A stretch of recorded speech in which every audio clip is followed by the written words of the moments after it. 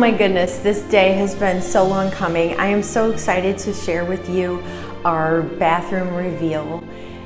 It's been 2 years of work in this room, just slowly chipping away, and we're finally completely finished. So I'm going to take you on a tour of this bathroom in our 1870s farmhouse. We sort of had this vague inspiration to try to make it look like the bathroom had been put into the house in the 1920s when they got indoor plumbing. That was like our story. The first half of the project was all my husband, and I didn't do any of it. He worked on it with our boys whenever he got a chance. He ripped out the old fake beadboard, and then he read up on and taught himself how to install a shower pan and a waterproof barrier underneath all of this tile. We decided that we wanted to have a curbless shower, thinking ahead to when we're old and maybe need to come in here with a wheelchair. So you can just wheel or you can just walk right in. There's a slight slope of the floor and the tile, and it all slopes down to the drain here.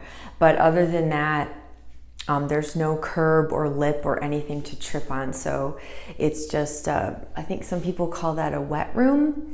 Schluter systems, okay, they have this really kind of like self-contained shower pan kit with this cool orange rubbery kind of material, and there's a lot of great YouTube videos too, super helpful about how to put it in. So my husband got the system, he watched the YouTubes, and he got this all put down. And then our next step, or his next step, was to do tile. Time out from this video. If you are enjoying this video, could you please give me a like down below? It really helps it spread to more people. And if you love this kind of vintage old world farmhouse style content, please consider subscribing to my channel. I would love to have you. We had looked for years because we loved that encaustic encaustic cement tile, like I've mentioned in other videos, with like the flowers and patterns and stuff.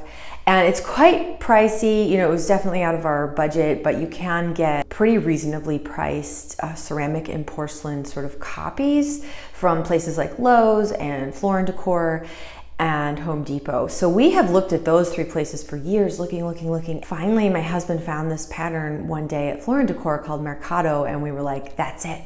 That's the one we want. So we went ahead and bought the tile for the floor. We thought about tiling also up the walls, but we decided that A, it might be a little overwhelming to have all that pattern, and B, good old subway tile is much cheaper. There's a reason that it's used so much in subways, and I think it's because it's quite inexpensive.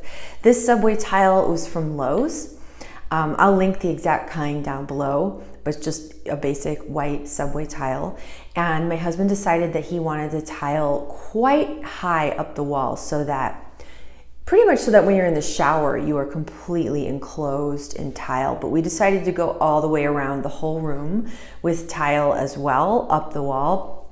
So the tile is, I would say, about 2/3 of the way up these walls, maybe slightly less.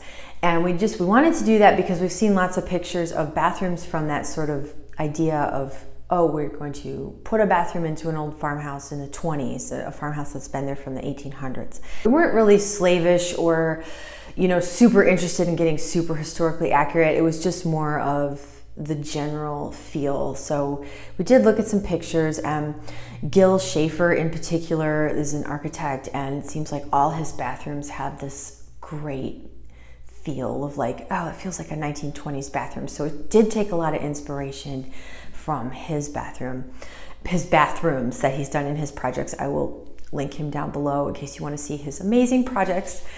And so he tiled up the wall, and it was quite challenging because these walls are wonky, they're kind of wavy. We asked for advice on my channel about what color grout to do. Should we do white or should we do gray? And I think we got a lot of advice to do gray, just so that you could see the tile. Like if you do white, apparently it just kind of disappears and you can't really see the individual tiles. And then also, of course, it's much harder to keep that white looking nice and white. So we went with this gray grout. on the floor as well as on the tile. We did the wall tile and the floor tile, so decided that we wanted a vintage looking medicine cabinet, and my husband picked this one up at a yard sale for $10, and I refurbished it. I have a video about that process, which I will link to below. I de-rusted it and sort of spiffed it up with some paint, and my husband rewired it so the lights work again. Maybe more of a 50s style. I'm not really entirely sure. Certainly not 20s with the lights on the side. Probably not lights on the side, but it worked really well with the look we were going for. And then the sink is original to this room. It was here. I'm not sure when it was put in, but I think it's quite old. It's an American standard sink. I did want to get a new toilet, but we didn't have the budget for that. So what my husband did instead was he replaced the plastic handle with this pretty chrome handle. And I think it made the toilet look a lot nicer and more expensive. It used to have this kind of yellowed and discolored plastic handle. So this chrome handle is looking great and goes with the chrome of the toilet paper roll holder, which we had. It was just a Walmart buy years ago, and the chrome of the sink and the chrome of the medicine cabinet. So we do have mixed metals in here. My husband loves copper pipes. I'm exposed on the wall again to give that sort of retro feel of this bathroom had been put in the 20s. So he did these with copper. And then we found this copper shower head on, I believe, eBay. And he installed that. And then he made a shower curtain rod out of the leftover copper piping, so that this corner has like a C-shaped shower curtain rod that goes, so it's like this whole corner is the shower, and it's nice and big and roomy, and we just love it. So all those things were done, and then it was my turn to paint, and we really wanted like a lime wash vintagey paint effect in here. So I've already, as I said in my last video, I thought of milk paint right away, which we've used before, and I reached out to the old-fashioned milk paint company, and they agreed to sponsor the painting of our bathroom. They sent me some beautiful paint in Soldier Blue, as well as their Sweet Pickins top coat, which they recommended since this is a wet area, that we just, for the paint's protection, that we top coat it.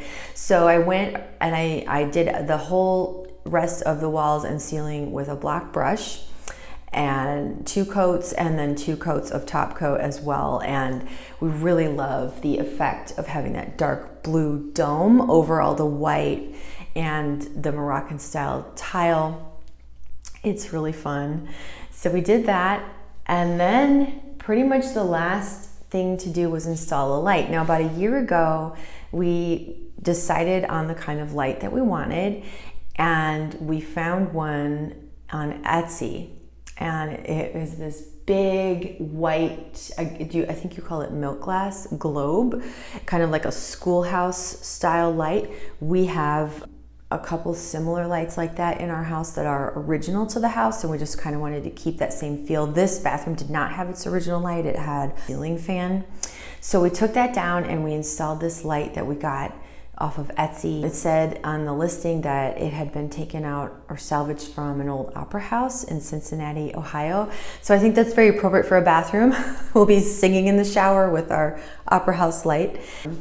Once that was installed, the hard parts were complete, and sort of only what remained were the fun parts. I did paint the trim in my favorite trim paint from Sherwin-Williams. It's their urethane trim enamel, and the color is Cotton Balls, which is actually a Benjamin Moore color, but I had it color matched. I love that Cotton Balls white, and I'm planning to use it throughout my home on all the trim. I looked a lot at good trim colors for white, and from what I understand, everything I've read, it's good to, if you're gonna have white trim in your house, try to make it all the same white, so touch-ups are much easier. And so I settled on this Cotton Balls white at the recommendation of one of my favorite bloggers, Laurel Byrne.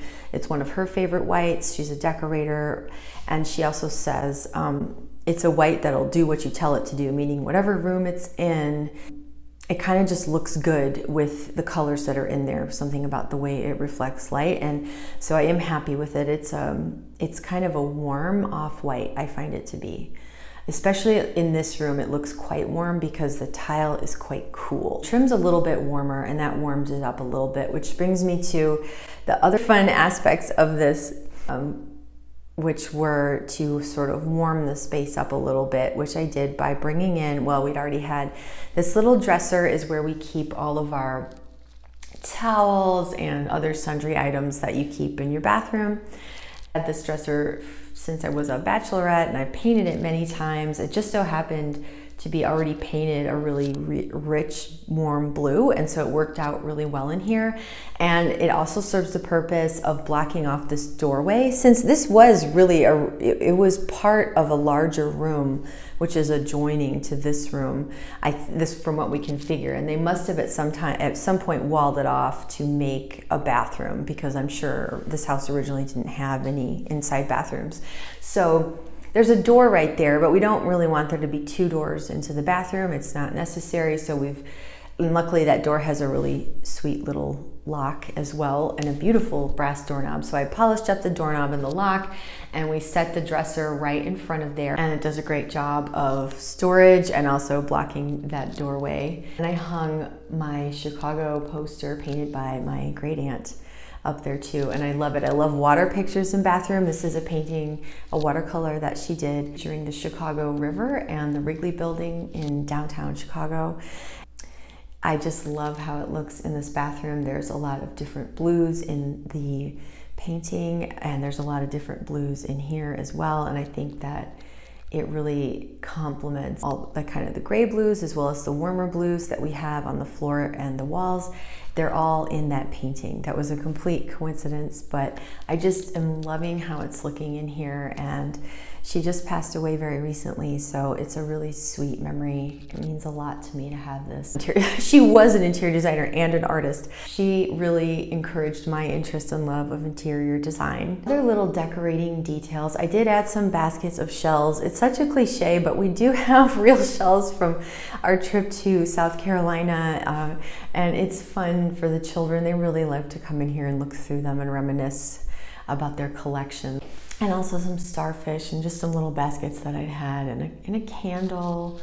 I put one rope hook on the back of the door, and we decided that's where we will hang the bath mat when someone's not taking a shower. We might put more hooks in here for towels in the future, but we also are really liking the sort of towel-free look of this bathroom.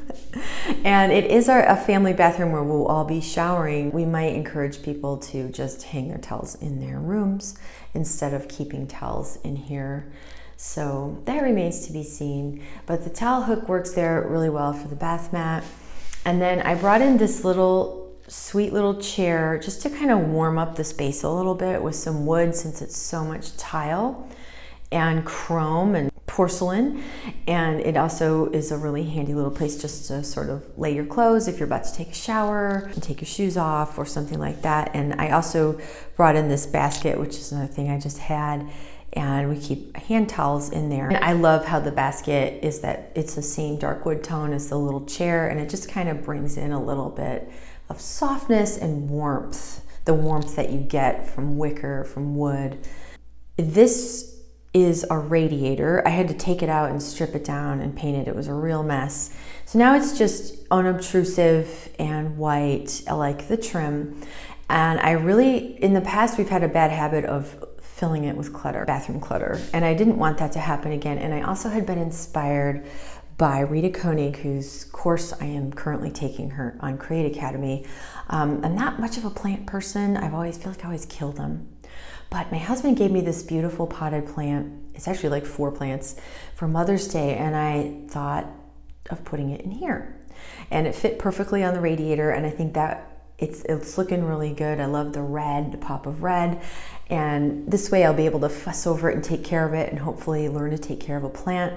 And like Rita says in her course, the minute you put a little plant somewhere, the room just comes alive, because you just know automatically if someone's living in the house because they've got the plant, they're watering the plant, they're taking it out, they're putting it back. So it gives this life to the room. So it kind of goes along with the chair and the basket of the idea of just warming up the space and softening it. So I love the plant for that reason. I actually am shocked how much I am enjoying it in here.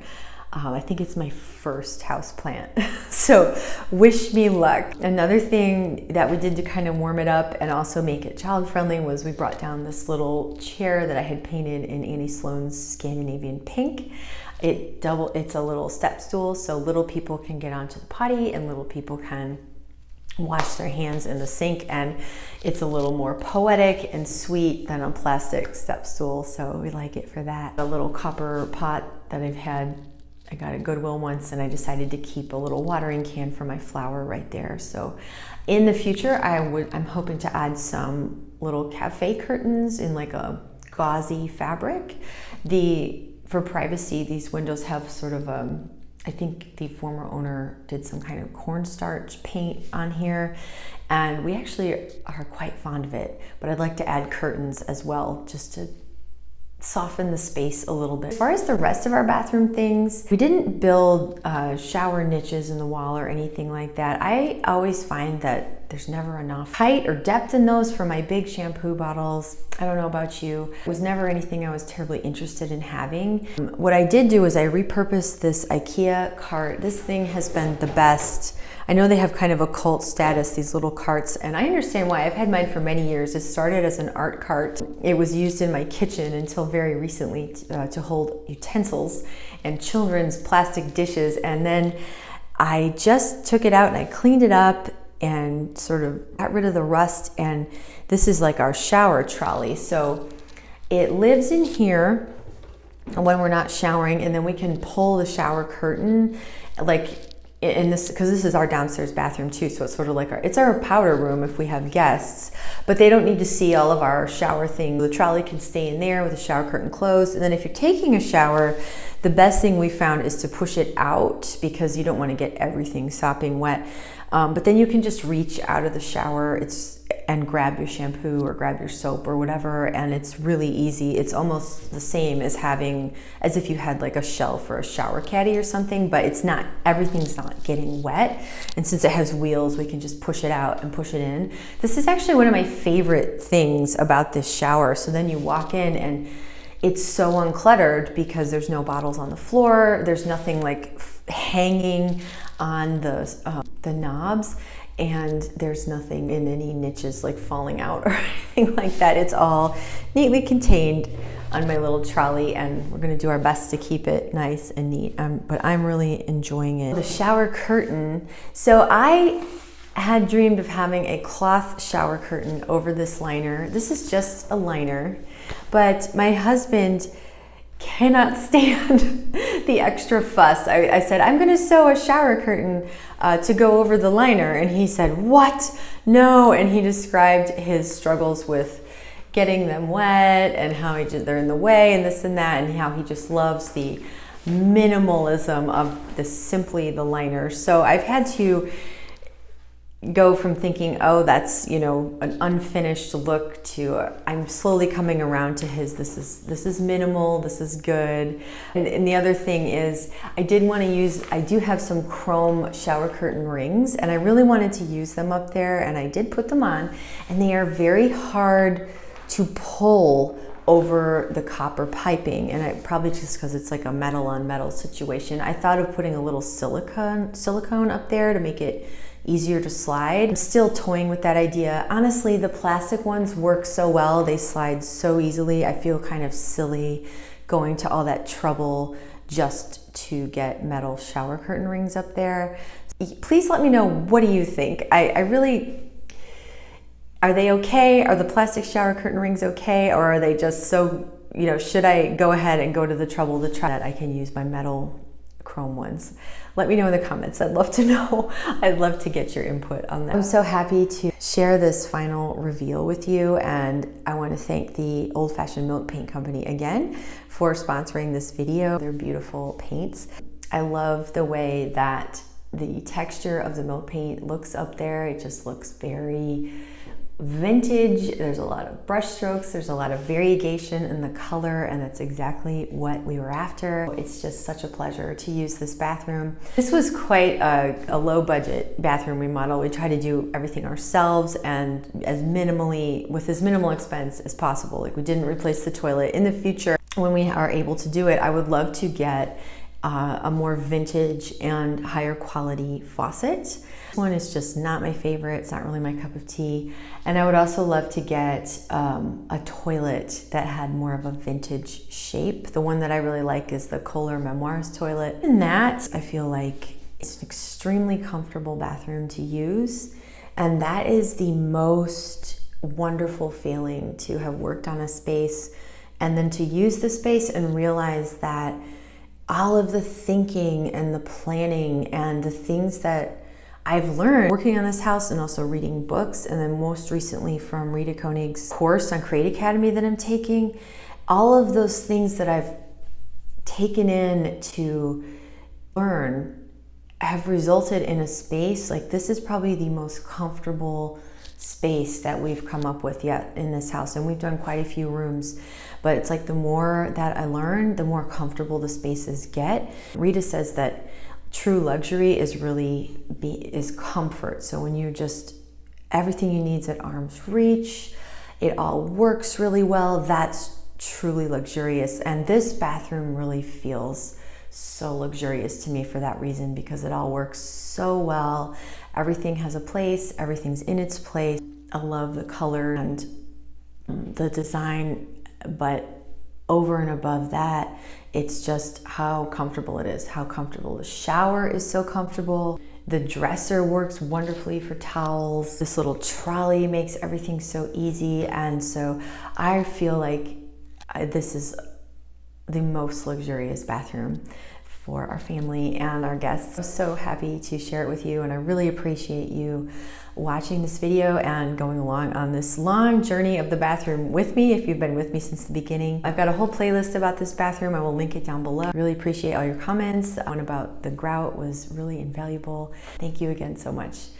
I will see you in the next video. Please like and subscribe, and be sure to tell me what you think of my bathroom down below. Take care. I'll see you next time.